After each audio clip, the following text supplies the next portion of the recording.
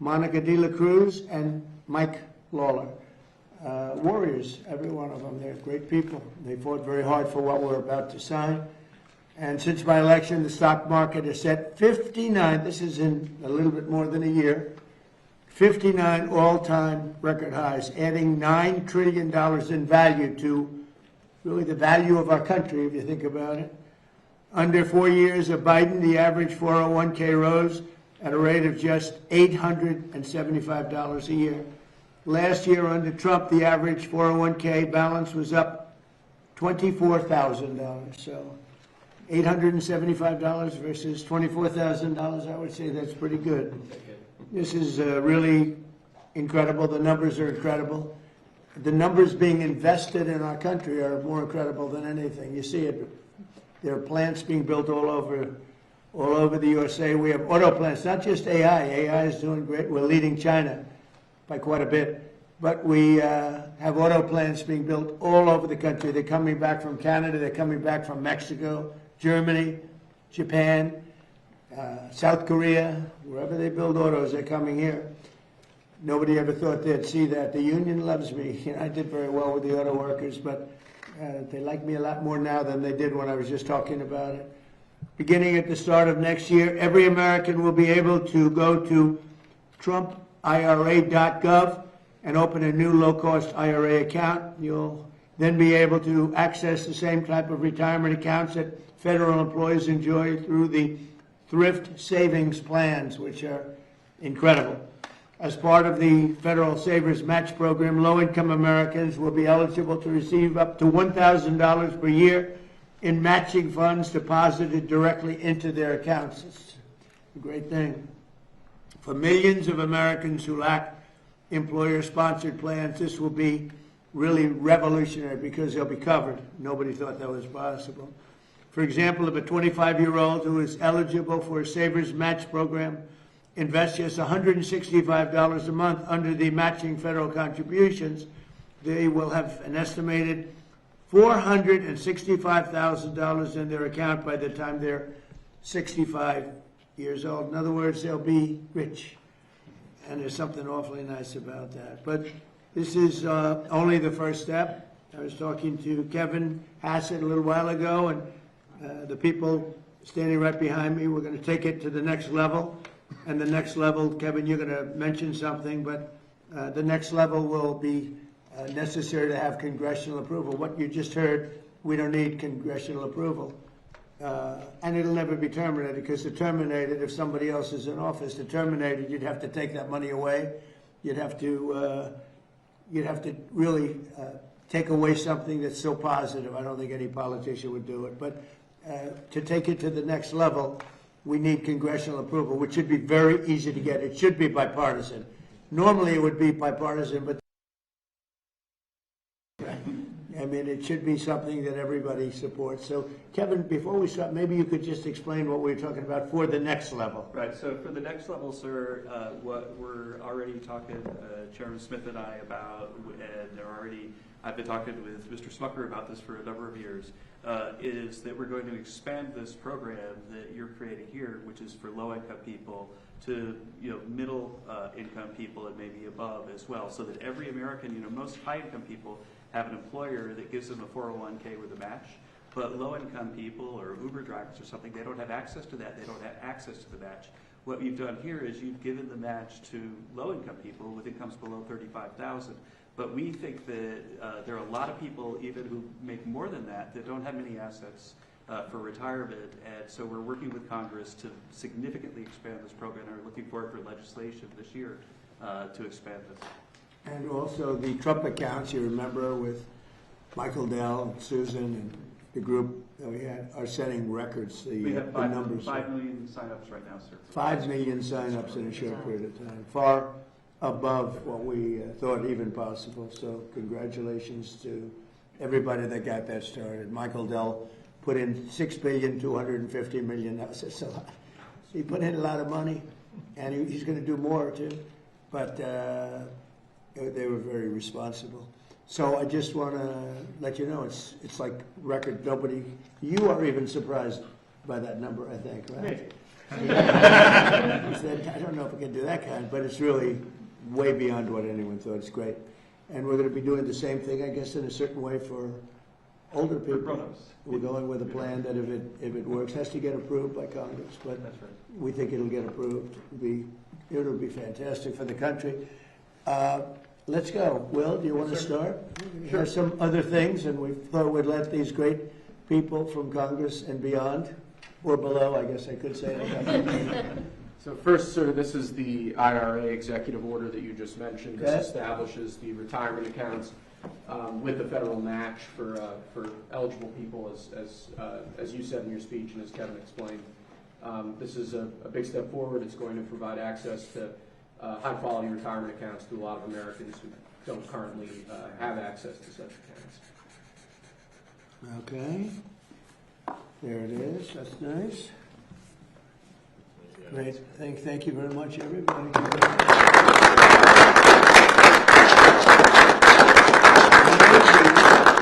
We'll do some that aren't associated with this, and then we'll talk about this with the press. You'll ask some questions of the Congress people, okay? Because they were really responsible for this.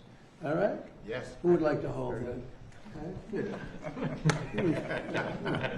Popular guy. Okay, let's go. This is a presidential permit authorizing the Bridger pipeline, sir. This is a transborder pipeline similar to the old Keystone XL pipeline. It'll significantly expand our ability to move oil around North America, oil and gas around North America.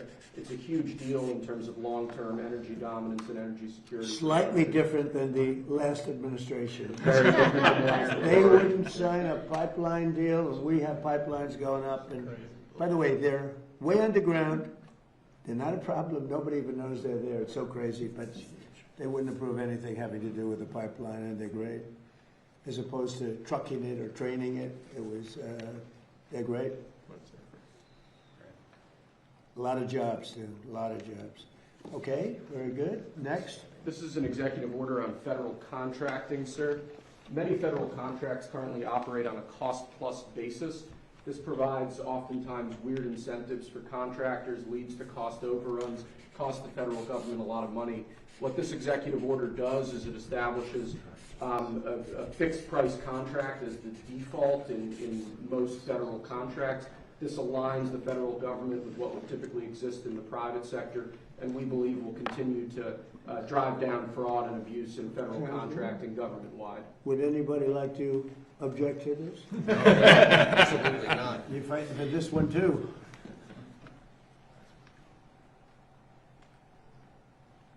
Okay, thank you. Next. You previously announced that we were withdrawing Casey Means as the Surgeon General, sir, and appointing Dr. Safir, or nominating Dr. Safir in her place. Yeah.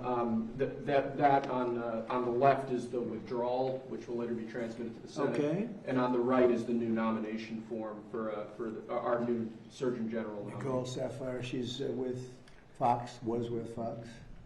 Is it with Fox anymore, Peter? But she's great. She'll be the Surgeon General.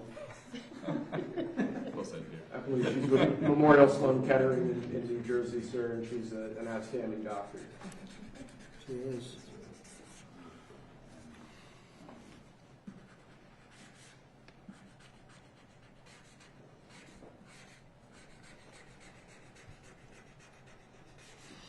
I just don't know how Biden used the auto pen. There's so many, really, there's so many things to say. He'd say, here, please take this.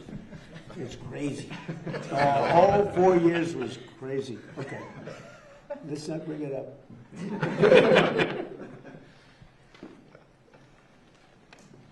She's going to be great. Surgeon General. Thank you. This is a proclamation declaring this weekend to be National Fallen Firefighters Memorial Weekend. Awesome. As you know, firefighters do an incredibly difficult, dangerous job, help keep us all safe. This is a proclamation honoring their sacrifice and remembering those who have fallen. Great. That is fantastic. Everybody likes that? You bet. Okay. Firefighters. That one deserves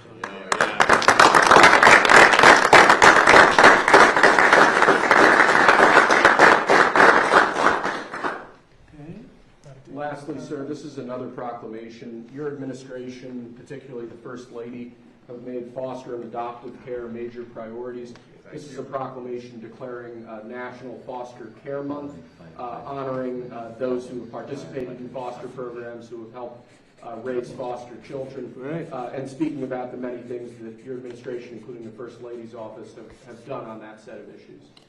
Yeah, it's been a big thing for the First Lady, so this is in honor of our First Lady. Well,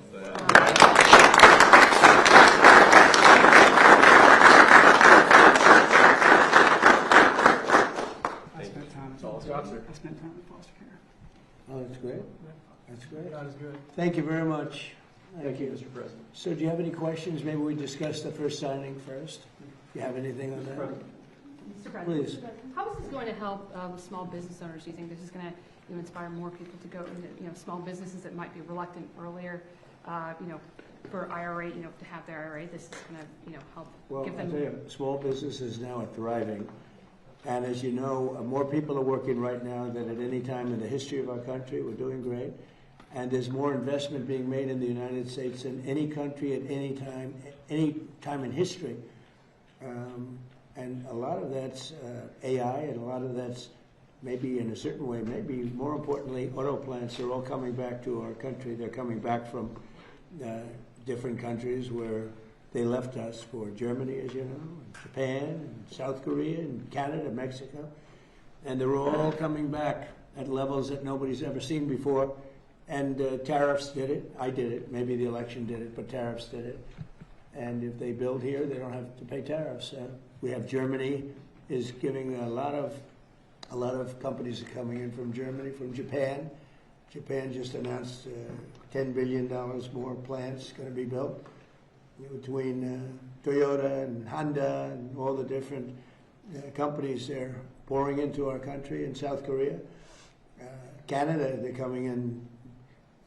I don't know what they're doing, but I can tell you they're coming in tremendously from Canada. There's no reason they don't want to pay the tariff, and because of that, they're investing at levels never seen before.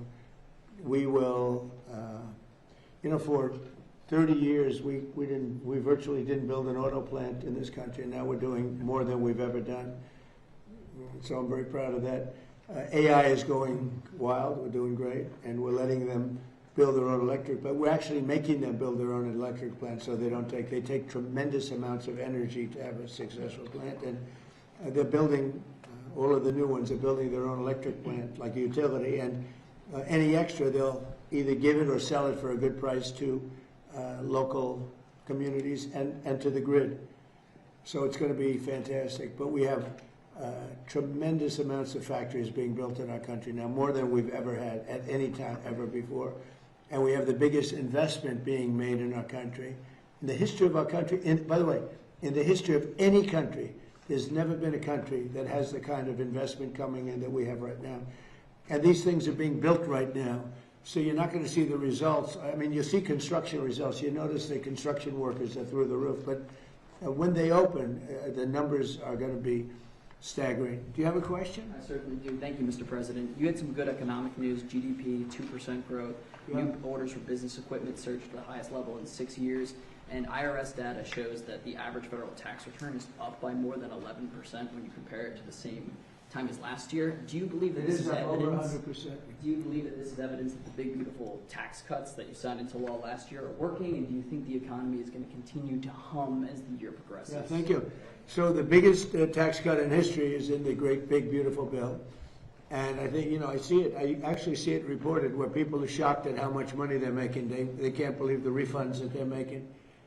5,000, 6,000, 7, 8, 9. I saw one last night on television, 11,000 more than she thought she was going to get.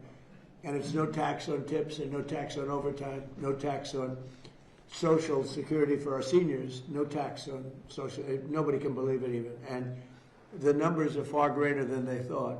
People that thought they were going to make an extra $500, turns out they're making an extra $5,000. So it's been really great, yeah. And that's going to carry forward. Look, the country's doing really well. And that's despite a military operation. I don't call it a war. Would you rather have a military operation where really I mean, Iran is dying to make a deal. I can only tell you that. I don't want to get into it, but they cannot be nuclear other than that. But their Navy's gone, their Air Force is gone.